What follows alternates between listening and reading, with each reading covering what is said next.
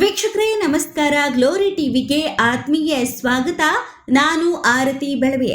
ವೀಕ್ಷಕರೇ, ನಿಮಗೆಲ್ಲರಿಗೂ ಗೊತ್ತಿರುವ ಹಾಗೆ ಹಳ್ಳಿ ಹೈದ ಉತ್ತರ ಕರ್ನಾಟಕದ ಪ್ರತಿಭೆ ಬಾಳು ಬೆಳಗುಂದಿ ಸರಿಗಮಪ ವೇದಿಕೆಯಲ್ಲಿ ಸಂಧಾನ ಮಾಡ್ತಾ ಇದ್ದಾರೆ.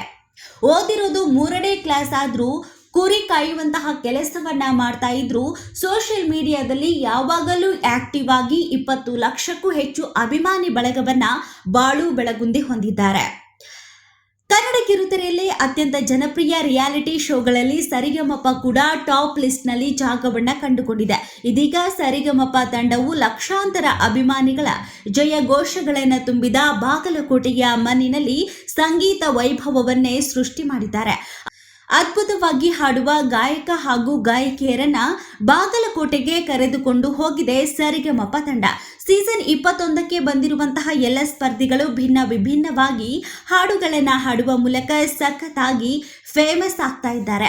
ಅದರಲ್ಲೂ ಹಳ್ಳಿ ಪ್ರತಿಭೆ ತಕ್ಷಣವೇ ಹಾಡುಗಳನ್ನು ಬರೆದು ಹಾಡುವಂತಹ ಅದ್ಭುತವಾದಂತಹ ಗಾಯಕ ಅಂದ್ರೆ ಅದು ನಮ್ಮ ಉತ್ತರ ಕರ್ನಾಟಕದ ಪ್ರತಿಭೆ ಬಾಳು ಬೆಳಗುಂದಿ.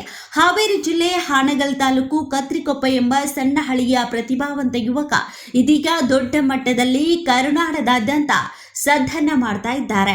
ಇದಕ್ಕೆ ಸಾಕ್ಷಿ ಎಂಬಂತೆ ಬಾಗಲಕೋಟೆ ಮಂದಿಯ ಪ್ರೀತಿಗೆ ಬಾಳು ಬೆಳಗುಂದಿ ಫುಲ್ ಶಾಕ್ ಆಗಿ ಬಿಟ್ಟಿದ್ದಾರೆ. ಹೌದು, ಜಿ ಕನ್ನಡ ರಿಲೀಸ್ ಮಾಡಿದಂತಹ ಹೊಸ ಪ್ರೋಮೋದಲ್ಲಿ ಬಾಳು ಬೆಳಗುಂದಿಗೆ ಅಭಿಮಾನಿಗಳು ಸರ್ಪ್ರೈಸ್ ಒಂದನ್ನ ಕೊಟ್ಟಿದ್ದಾರೆ.